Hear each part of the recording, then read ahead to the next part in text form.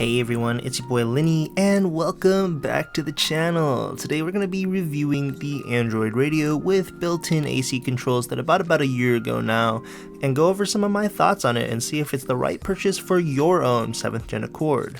Let's get today started.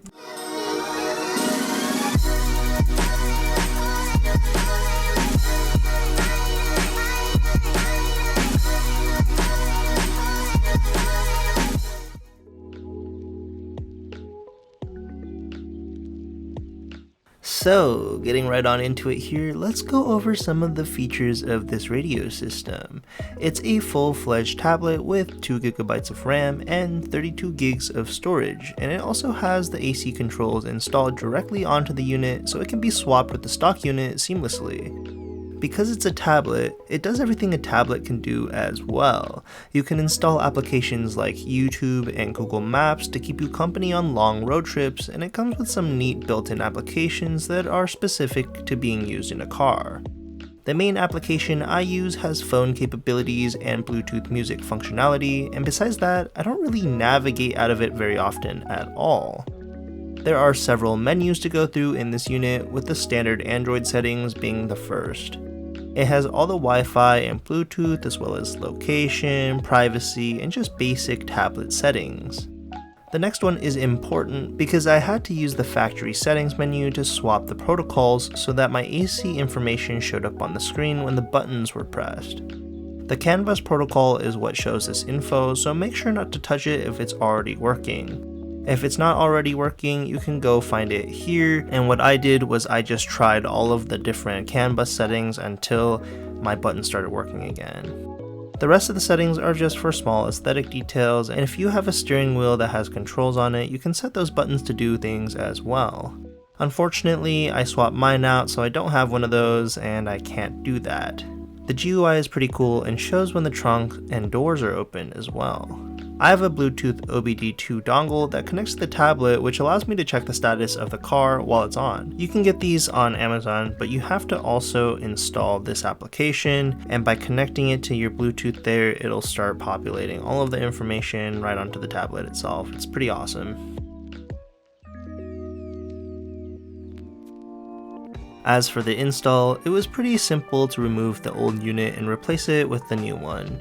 The wiring harness matches, and there's only one spot to plug each connector. One thing to keep in mind is to make sure to grab the stock preamp from the factory unit. It's a little small square on the back of it, and it directs power to the front speakers. Otherwise, you'll think your speakers are blown and that your unit is broken.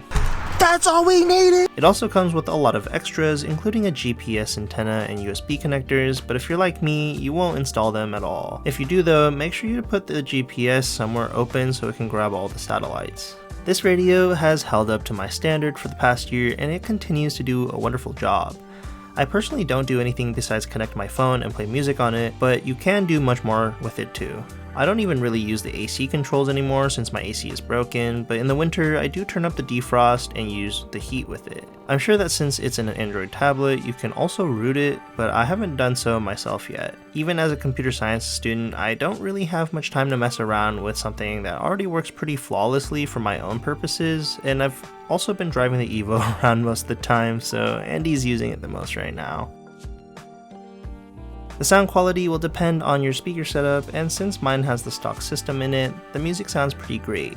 Of course, you can always upgrade the speakers and put a sub in if you want.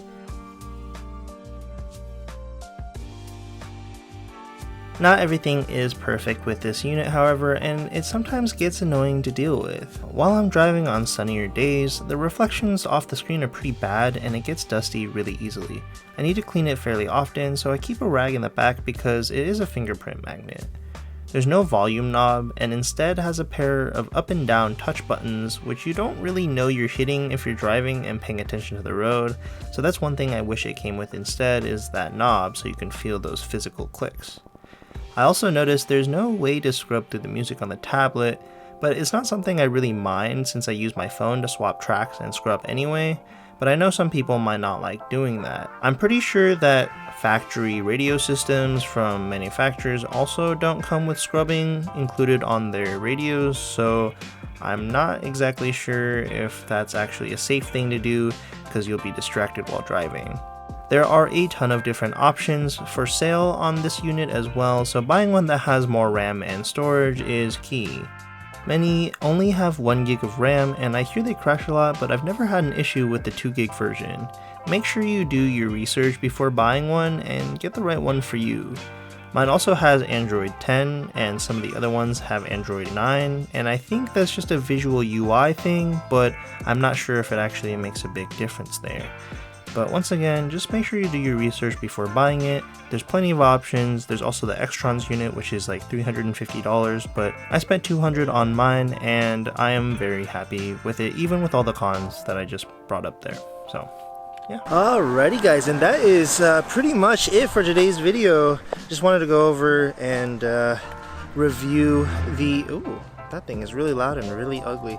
I just wanted to kind of go over the Accord's radio system, and because you guys were asking for it, and I've learned that the Accord is definitely a lot harder to drive after driving the Evo. It's definitely really hard to compare, but